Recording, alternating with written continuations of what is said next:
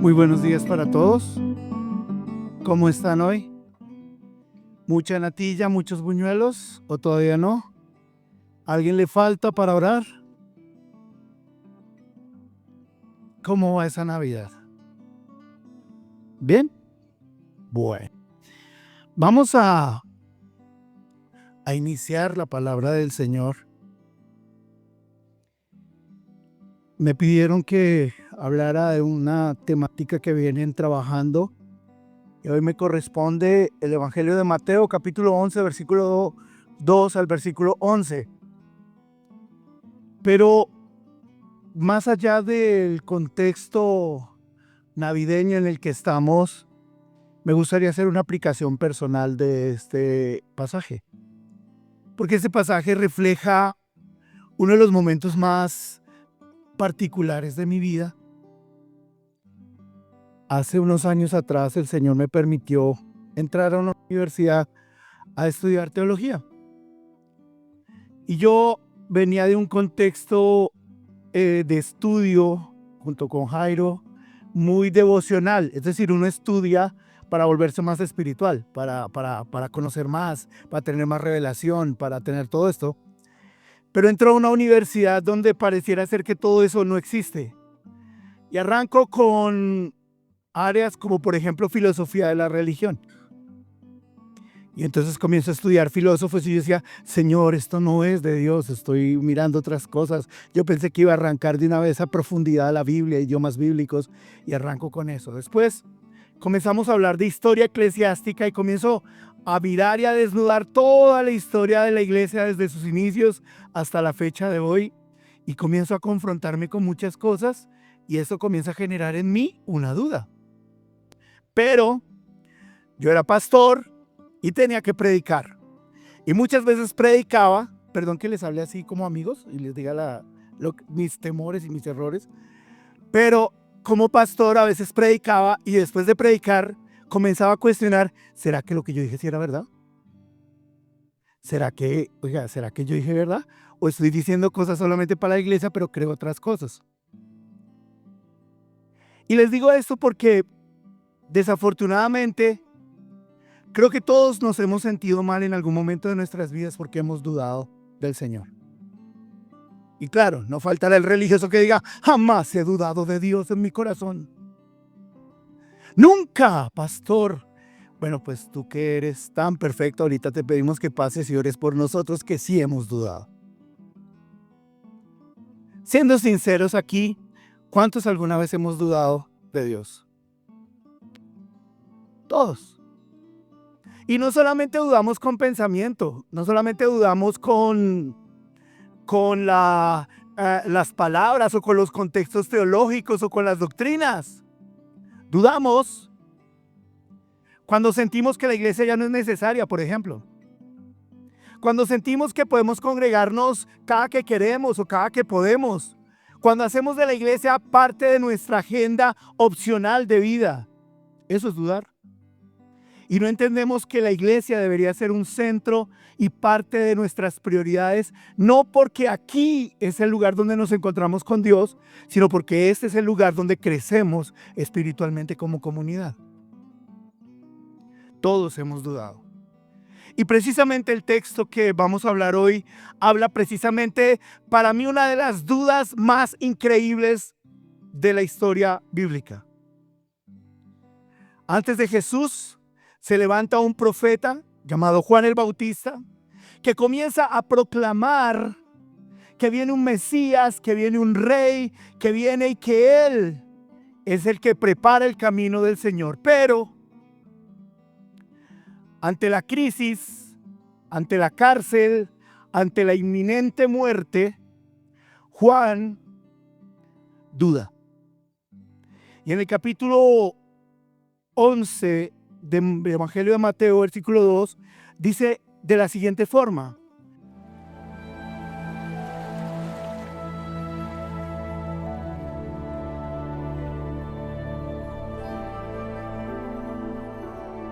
Cuando Jesús terminó de dar instrucciones a sus 12 discípulos, se fue de allí a enseñar y a predicar en otros pueblos. Juan estaba en la cárcel y al enterarse de lo que Cristo estaba haciendo, envió a sus discípulos a que le preguntaran, ¿eres tú el que ha de venir o debemos esperar a otro? Les respondió Jesús, vayan y cuéntenle a Juan lo que están viendo y oyendo. Los ciegos ven, los cojos andan, los que tienen lepra son sanados, los sordos oyen, los muertos resucitan y a los pobres se les anuncian las buenas nuevas. Dichoso el que no tropieza por causa mía.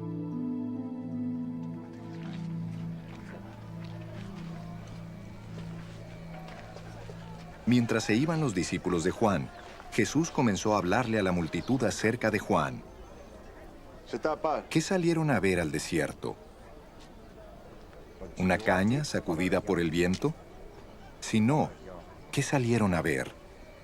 ¿A un hombre vestido con ropa fina? Claro que no, pues los que usan ropa de lujo están en los palacios de los reyes. Entonces, ¿qué salieron a ver? ¿A un profeta?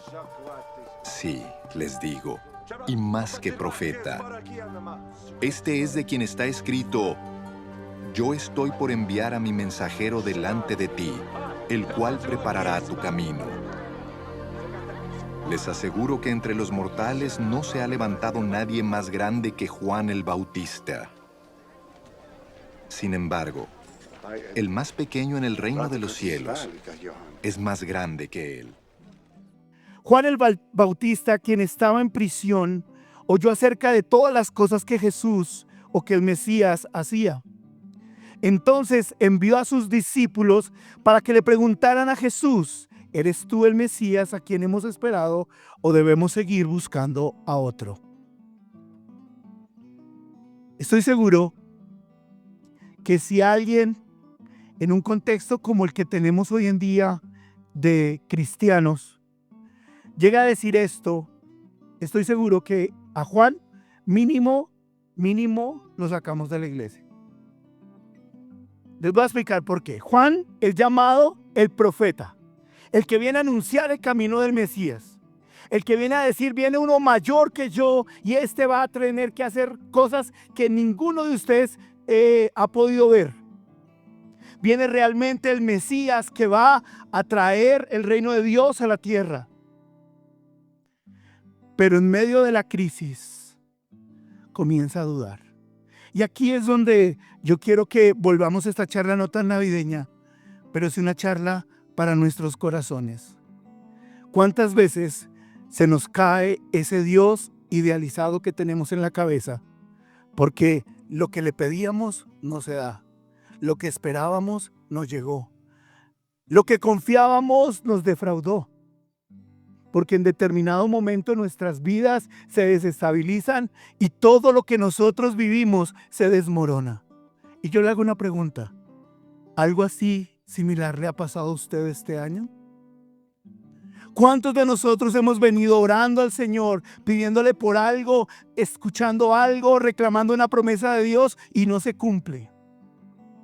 ¿Cuántos de nosotros esperábamos que este año fuera un año maravilloso y nos dimos cuenta que este año fue un año de caos, de tristeza, de fracaso, de no avance? ¿Y quién no duda en medio de eso? Dígame si no. ¿Cuántos de nosotros hemos venido orando por nuestros hijos y aún por el contrario los vemos más lejos de la iglesia? ¿Cuántos de nosotros estábamos orando por nuestra economía y por el contrario ha sido durísima la economía este año? Y no solamente nos quedamos en este año. ¿Cuántos de nosotros, a pesar de que hacemos la cartica de Navidad y hacemos una cartica de propósitos y algunos se comen 12 uvas, 12 manzanas, 12 papas, 12? No falta el cristiano que anda con la maleta dándole vueltas a todo su hacha para ver si viaja. Y si acaso llegará por ahí a mesitas. ¿Cuántos de nosotros estamos llenos de incertidumbre en la economía el otro año? Escucho personas decir, terrible, yo no sé qué va a pasar el otro año, esto está terrible. Ya el sueldo no alcanza. Antes usted hacía papachorreadas y eso ni contaba, eso échele. Ahora toca de a 2 por plato, por favor. Y 2 cucharadas de guiso que se acaba. Y nos llenamos de dudas porque estamos pensando y entonces caemos en lo que Juan el Bautista está pasando. Y por eso yo defiendo y me identifico con Juan el Bautista. Porque comprendo claramente que Juan el Bautista está pasando por lo que yo a veces he vivido. Y es tener que entender y soportar que no se me dé ese ideal de Dios que tengo. Ese Dios que yo le pido y me contesta, que yo le hablo y me responde, que todo el tiempo está ahí. ¿Sabe qué me preocupa? Que ese es el contexto actual de muchas iglesias y de muchos cristianos hoy en día. Idealizar a un Dios que está obligado a responderme como yo quiero que me responda, en el tiempo que yo quiero que me responda y que me dé exactamente lo que yo quiero que Él me dé. Ese es el Juan el Bautista.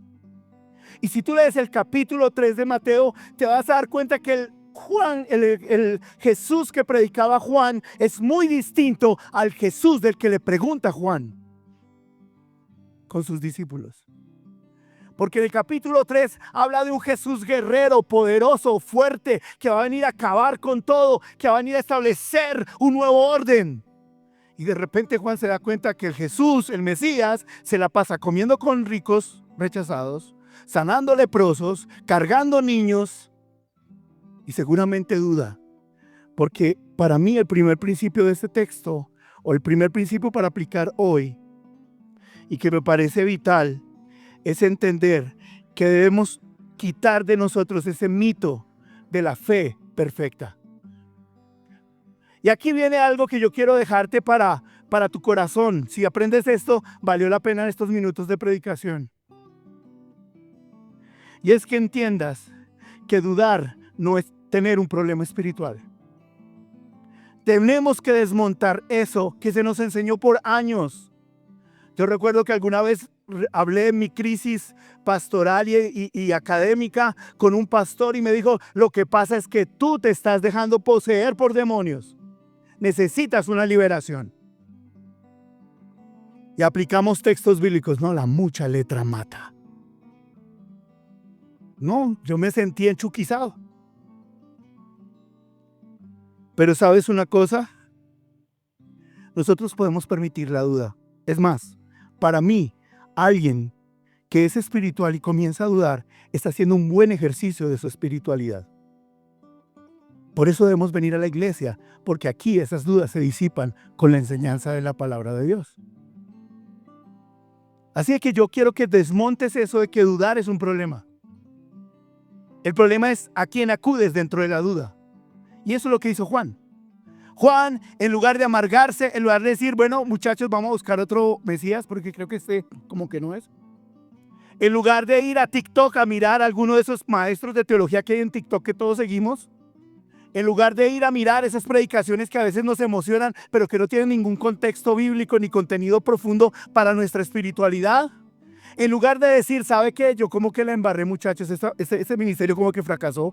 Vamos a ver si más bien montamos, no sé, una venta de empanadas o montamos otra religión o alguna cosa. Me gusta lo que hace Juan y es que acude directamente a la fuente de su duda. Y eso es lo que nosotros los cristianos a veces no hacemos. Dudamos y entonces ¿qué hacemos? Comenzamos a divagar. Ya no sé qué. Y entonces escuchamos hoy un término que me parece bastante abstracto y bastante bizantino. Es que yo tengo y vivo mi espiritualidad a mi manera. ¿Se han oído eso? Yo soy cristiano a mi manera. La Biblia no dice eso. La Biblia dice que tenemos que ser cristianos conforme a la palabra de Dios. Y si la palabra de Dios no está en nosotros, así seas cristiano a tu manera, pues tus próximos buñuelos pueden ser por allá, quién sabe en dónde. El mito de la fe perfecta tenemos que desmontarlo. Pero también me gusta algo y es la contraparte de esto y es la respuesta de Jesús. Ahora bien, listo, Juan dudó. Van y le preguntan a Jesús. Jesús no estaba preso. Es más, Jesús estaba como en uno de los mejores momentos de su carrera ministerial. Los discípulos estaban ahí mirando y incluso estaban aprovechando los discípulos para hacer manillitas de Jesús, peluchitos de Jesús para vender, porque las multitudes venían, hay que hacer merch. De algo tenemos que vivir, ¿no? Yo me imagino a Judas diciendo, oiga Jesús, ¿y si hacemos una rifa? para, imagínense, 5.000, 6.000 personas. Por ahí viví otra vez a Saqueo, se mantiene plata. Hagamos una rifita, no sé, rifemos ahí un tour por Galilea. Un crucero ahí por Galilea. ¿Mm? Jesús, en medio de su momento, no reprende a Juan. Y eso me parece increíble. Porque es la actitud que yo como pastor tomaría. Es la actitud que yo como cristiano moralista tomaría. Alguien que duda, es que usted está falto de fe. Es que usted está dejándose contaminar. Es que usted está en la oscuridad. Mire a ver, don, ¿qué está escuchando? Pero Jesús no dice eso. Jesús le dice a Juan algo tan lindo que parece tan increíble. Porque si seguimos leyendo el texto dice, regresen a Juan. Y no dicen, llévenle esta carta, llévenle este tratado, sino cuéntenle lo que han oído y visto. Los ciegos ven, los cojos caminan bien, los que tienen lepra son curados, los sordos oyen, los muertos resucitan y a los pobres se les predica la buena noticia. ¿Sabe por qué hoy en día hay tanta duda en la iglesia? Porque nos encanta subir memes cristianos y versículos, pero no nos encanta ser buenos cristianos en la calle. Y que nuestras acciones hablen de ese Jesús. Qué triste cuando yo escucho personas que dicen, a ese cristiano no lo vaya a contratar, porque es que esos cristianos son más flojos. No, a ese no le vaya a prestar plata porque ese es cristiano. Esos no pagan. Cristianos que vienen aquí a la iglesia a orar, Señor, dame para esta semana el gota a gota, en el nombre de Jesús, amén. Cristianos que están orando, Señor, ese vecino que me cae mal, Señor, ¿por qué no le das carranchín, lepra, alguna cosa así? Y te lo llevas. Porque es que como creemos que Dios está a mi favor, entonces yo puedo coger y condenar a todo el mundo. Cristianos que hablan de fe y esperanza y no invierten, no emprenden, no tienen negocios, están estancados. Jesús no le da un tratado teológico a Juan. Jesús no le manda su Instagram, no le manda su membresía, no le pide, oiga, tómenle fotos a las multitudes a ver si así lo convencemos. ¿Cómo es que Juan no me sigue en Instagram? Jesús oficial. ¿Cómo es que Juan no está metido dentro del contexto? No, él le dice sencillamente díganle ustedes lo que han visto. Ni siquiera habló de él, sino lo que había hecho. Dejaremos de dudar el día en que dejemos de creer que esa fe, ese estancamiento, es una fe pasiva, es una fe de muebles, es una fe de iglesias y comencemos a vivir una fe que camina día a día con nosotros. Una fe que se vive de lunes a viernes. Una fe que se vive en las luchas en tu casa. Una fe que se vive cada día creyendo que tu economía a ti te sostiene el que hizo los cielos y la tierra. Y no tu trabajo. Hay un montón de cristianos de ahí, yo tengo fe, pero ese jefe me miro, yo creo que me van a echar del trabajo. Uy, ese jefe me hizo mal de ojo. No, yo creo que me rezaron ahí y eso estoy mal. Comienza a creer en ese Dios caminando cada día y diciéndole, Señor, por encima de mis dudas están tus milagros en mi vida.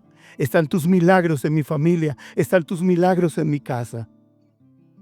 Después Jesús comienza no solamente a aceptar la duda de Juan, sino a responderle con hechos y no con palabras, sino que después pondera a Juan. Y lo pondera y lo resalta. ¿Cómo resaltar a alguien que duda del Señor? ¿Cómo resaltar a alguien que duda del Mesías después de que fue el que lo anunció, que lo bautizó? Pero sabes una cosa, me encanta lo que termina diciendo este texto. Y es que en el versículo 11 al final dice, sin embargo, hasta la persona más insignificante en el reino de los cielos es superior a Juan. Si tú lees el texto, y no lo voy a leer para ver si usted lo lee.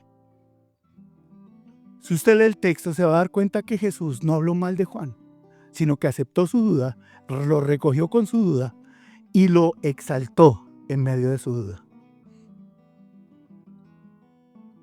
Sabes que el problema hoy en día de nosotros es que dudamos mucho porque estamos a veces muy lejos de ese Dios que predica la palabra del Señor.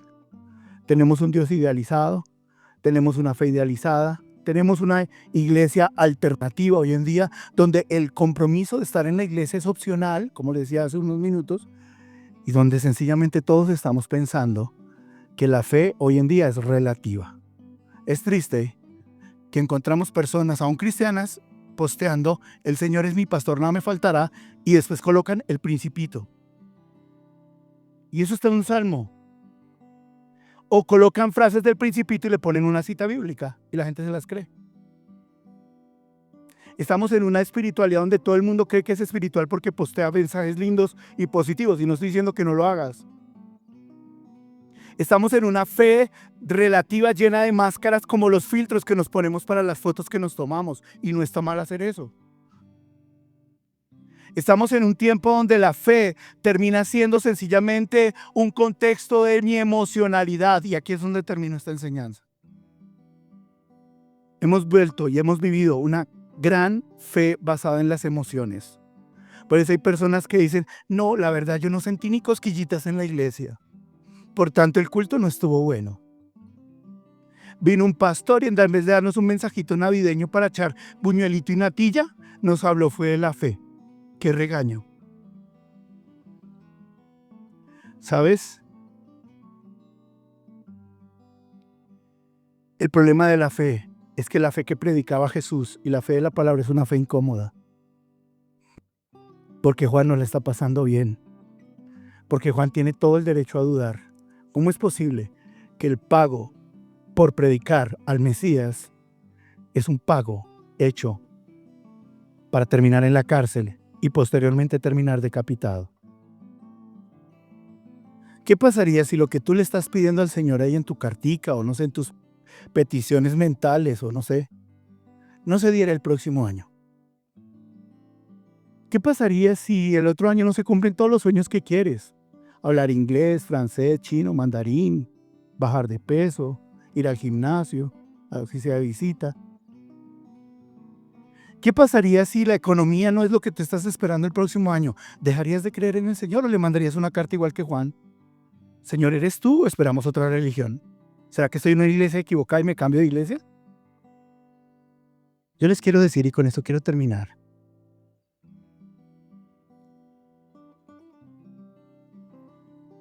el Señor no está esperando a que no dudes. Está esperando a que acudas a Él siempre que hayan dudas.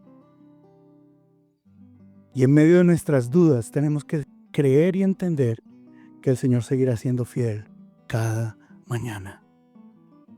Nos obnubilamos por los milagros grandes, ¿no? Queremos, Señor, me gané la lotería y entonces, qué bendición. Señor, que me cambie la vida y me vaya del país, qué bendición. Pero no nos damos cuenta que tener un desayuno todas las mañanas es un milagro de Dios. Poder tener vivo a ese hijo por el que oramos es un milagro de Dios. Poder tener los domingos cada mañana libre para venir y levantar nuestras manos y decirle, Señor, gracias. Es un milagro de Dios. Ahí donde estás, quiero que cierres tus ojos.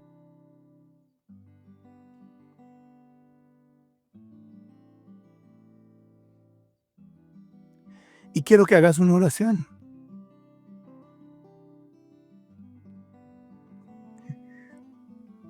Dile al Señor, gracias, porque aún en mis dudas, tú me muestras tu gracia. Tal vez el Señor no ha sanado paralíticos, tal vez el Señor no ha limpiado leprosos, tal vez el Señor no ha hecho esos milagros que está narrando acá. Pero tal vez el Señor te ha llenado de fuerzas para terminar un año. Tal vez hoy estás en pie. Tal vez el Señor te ha librado de muchos problemas. Tal vez hoy puedes mirar a tu familia y decirles, te amo. ¿Y no crees que eso es suficiente motivo para darle gracias a Dios? Padre, te damos muchas gracias por esta enseñanza. Ayúdanos, Señor, a creer en ti. Hoy entendemos, Señor, que la duda no es un problema. La duda, Señor, parte de nuestra esencia como cristianos. Entendemos, Señor, que la fe no es la ausencia de duda, sino la acción a llevar esas dudas a ti, Señor. que la fe es entender que aun con dudas y todo hemos tomado la decisión de seguirte, que no queremos basar nuestra fe en una fe sentimental, sino una fe basada en una realidad objetiva. Creemos hoy, Señor Jesús, que tu gracia, Señor, está sobre nuestras vidas y sobre nuestro hogar, Señor. Amén y amén. Santa la noche, hermosas las estrellas, la noche cuando nació el Señor. El mundo envuelto estuvo en sus querellas hasta que Dios nos envió al Salvador. Una esperanza, todo el mundo siente la luz de un nuevo día al fin brilló. Hoy adorad a Cristo reverente, oh noche divina, nació el Salvador. Oh noche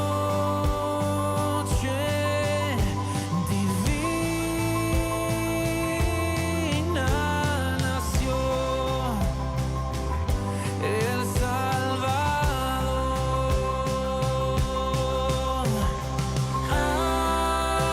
Aleluya, nació el Salvador. Aleluya, del cielo descendió. Aleluya, nació el Salvador. Aleluya, del cielo descendió. Yo adorad a Cristo reverente, oh noche divina, nació el Salvador. Oh noche divina, nació el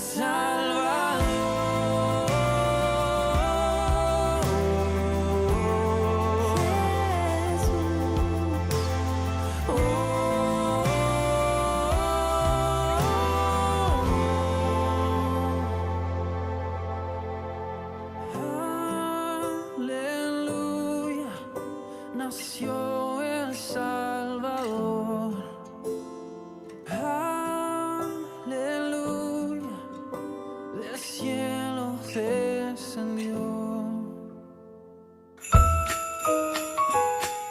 Es tiempo de celebrar la maravillosa verdad. Hoy les ha nacido en el pueblo de David un Salvador, que es el Mesías, el Señor.